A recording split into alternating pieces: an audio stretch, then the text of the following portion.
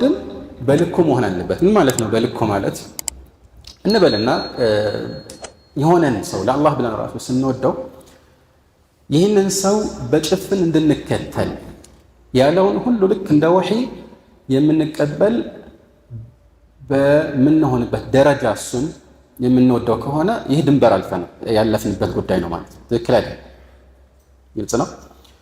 የሆነን ሰው ሐታ ለአላህ ብለን ጠልተነው ራሱ እንኳን በግል ጉዳይ አይደለም ለአላህ ብለን ጠልተነው ራሱ ጥላቻችን ሐቅ ሲናገር ራሱ ሐቁን እንደ ባጥል የምንቆጥርበት ወይም እሱን እንደ ጠበኛ የምንቆጥረው ለአላህ ብለን ብቻ ሳይሆን ከዛ በኋላ ይሄ ሁሉ አልፎ ምናልባት ሲመለስ ጥፋቱን ሲያስተካክል ራሱ እንዳንቀበለው በሚያደርግ መልኩ የግል ጠበኛ አድርገን በዱንያም በአኺራም ከዚህ ሰው ጋር ለመታረቅ የማንፈልግ ከሆነ አሁንም ይሄ ድንበር ያለፈ ትክክለኛ አካሄድ አይደለም ማለት ነው። لذلك ከመልእክተኛው የተወራ አንድ ዘገባ አለ። ትክክለኛው ግን ይሄ የዓሊ ብን አቢ ጣሊብ ንግግር ነው። ወይም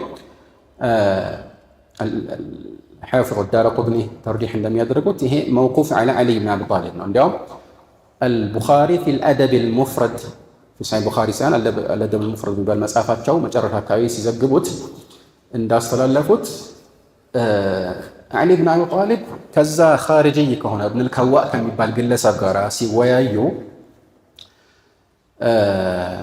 أما علمت قول الأول أو عبارة نحوها يا የመጀመሪያውን ሰው ንግግር አልሰማህም ወይ أو هل سمعت قول الأول الأول የሚሉት በብዛት ምንድነው ከዛ በፊት በድሮ ጊዜ የተነገረ የጥበብ ንግግር ሲሆን ስለዚህ حتى ድሮም የታወቀ ንግግር ነው እና ይሄንን አልሰማህም ወይ ነው ምንድነው ይሄ ንግግር أحبب حبيبك هونا ما عسى أن يكون بغيضك يوما ما وأبغض بغيضك هونا ما عسى أن يكون حبيبك يوما ما የምትወደውን ወዳጅህን በልኩ ውደድ። ትንሽ ቀነስ አድርገህ ድንበር ሳታልፍ በልኩ ውደድ። ምክንያቱም ወደፊት በሆነ ቀን ያንተ ጠላት ሊሆን ይችላል እና አይመችም። በአንድ ጊዜ ከዚህኛው አቋም ወደዚህኛው አቋም 180 ዲግሪ መቀልበስ አንዳንድ ሰዎች ሊያሳፍራቸው ይችላል፣ ግን የሚሄድ ራሱ አይደለም። በተቃራኒም አንድን ሰው ስትጠላ በልኩ አድርገው አለ። ለምን የሆነ ጊዜ ወዳጅህ ሊሆን ይችላልና። ግልጽ ነው። እንደዚህ ሊሆን ይችላልና በዚሁ አልኪታብ ወይም الأدب المفرد የሚለው البخاري ኪታብ ላይ የተዘገበ ሌሎችም ቦታዎች ተዘግቧል። መጨረሻ ላይ እነዚህ አሁን ሁለቱ አፈሮች في كتاب الأدب المفرد መጨረሻ ላይ ያሉት አፈሮች ናቸው ማግኘት ለፈለገ ሰው ማለት ነው። ምን ይላል የመጨረሻው አፈር ላይ ደግሞ ከዑመር የተወራ ነው ትክክለኛ ሰነድ። ዑመር ብን ኸጣብ ምን አሉ? لا يكن حبك كلفا ولا بغضك تلفا ውዴታ እንደ ህፃን ድንበር ያለፈ እንዳይሆን አለ። ከለፈ ማለት ራስን በምታስቸግርበት ደረጃ ጭፍን ውዴታ አይሆን ማለት ነው። ጥላቻህም ደግሞ ለጠላትህ ሁሌም በትንሽም ቢሆን በትልቁ ካንተ ጋር ስላልተስማማ ብቻ ለሱ ጥፋትንና ከባድ መዓትን የምትመኝበት ደረጃ ላይ አይድረስ ማለት ነው። እና ምንድነው ተብለው ሲጠየቁ የመለሱት ምላሽ ይሄ ነው። يكون لا يكون حبك كلف ማለት አይ ተክለፉ ከከለፍ الصبي أو كما قال ህፃን ልጅ በጭፍን አንድ ነገር በቃ ከወደደ ወደደ ነው። ካስተዋላችሁ አንድ ነገር ከወደደ ሌላ ነገር ማሰብ አይችልም። በዚያ ቅጽበት አይደል? አንድ ነገር ፈልጋለሁ ካለ ሌላ የተሻለ ነገር ራሱ ቢቀርብለት ለመቀበል ዝግጁ ነው። እንደዛ ትሆን ይላሉ ዑመር ኢብኑ ኸጣብ። በተቃራኒው ደግሞ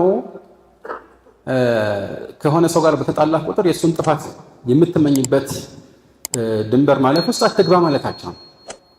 ይሄ ትልቅ የህይወት መርሆ ነው እና ውዴታና ጥላቻ ራሱ በዚህ መልኩ ሊሆን ይገባል።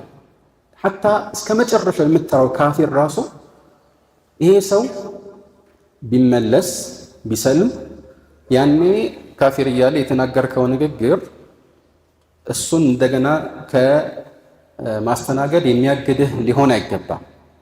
አላህ አንዳንድ ጊዜ እንዲህ ያደርጋል ከፈለገ ማለት ነው። ይህ ማለት መጥፎ የተናገረ ሰው በቃ አንድ መጥፎ ተናግሬያለሁና ልቀጥልበት ይበል ማለት እንዳልሆነ ግልጽ ነው። መስተካከል ይጠበቅበታል። ግን አንዳንዴ ጥንቃቄ ማድረግን ተገቢ ነው ለማለት ያህል ወዘልቀ አላህ ዐዘ ወጀል ዐሳ አላሁ አን የጅዐለ በይነኩም ወበይነ አለዚነ ዓደይቱም ሚንሁም መወዳ ወላሁ ቀዲር ወላሁ ገፉር ረሒም። ምናልባት አላህ ሱብሓነሁ ወተዓላ ከእነዚያ ከካህዲያኑ መካከል ጠላት አድርጋችሁ ከያዛቻችሁ ጋራ በእነሱና በእናንተ መካከል ወዳጅነትን ሊያደርግ ይችላል አላቸው። ከፈለገ ስንት የሰለመ ጠበኛ የመልከኛው ጠላት አለ አይደል? ነዓም። እና ይህ ወሳኝ ነገር ነው ከሆኑ በተለይ ደግሞ በጠብ ጊዜ አንዳንዴ ይህ ጠብ በቅርብ ሰዎች መካከል ሲፈጠር ከሌሎች ባዕድ ከሆኑ ሰዎች ጋር ከሚፈጠር ጠብ የባሰ ነው። አስተውላችኋል? ከቅርብ ሰው ጋር አንድ ሰው ሲጣላ በቃ ያለ የሌለውን ነገር ያወጣል። ይህ ሞኝነት ነው። ለምን? ከሆነ ጊዜ በኋላ ልትታረቅ ትችላለህ፣ ግን ያኔ የተናገርከው የሚጎዳው ስሜት በፍጹም ሊታከም የማይችልበት ደረጃ ላይ ደርሶ ሊሆን ይችላል። ጥንቃቄ ያስፈልጋል። ወይዛሊክ አቡ ዘር የሆነ ጊዜ የሆነ ሰው ሰደባቸውና ምን አሉት? ያ ፉላን ላ ቱግሪቅ ፊ ሰቢና፣ እኛም በመስደብ ድንበራ በጣም ጠልቀህ አትግባ አሉት። ግልጽ ነው። ወትሩክ ሊሱልሒ መውዲዐ አሉት። ለእርቅ ቦታ አስተርፍ አሉት። ይታቸዋል። አቡ ሱፊያን ብን ሐርብ ረዲየላሁ ዐንሁ ያው ሐታ ሳይሰልም በፊት ራሱ ህዝቦቹ መሃል ትልቅ ደረጃ የነበረው እንደ አለቃ የሚታይ ሰው ነው እና ቢመን ኢልተሀደ ሸረፍ ወይም ቢመን ኢልተሀደ ሱዕደት ተብሎ ተጠየቀ። ይህንን የአለቅነት መገለጫ እንዴት ነው የተጎናጸፍከው ተብሎ ሲጠየቅ ምን አለ? ማ ኻሰምቱ ረጁለን ኢላ ተረክቱ በይኒ ወበይነሁ መውዲዐን ሊሱልሕ።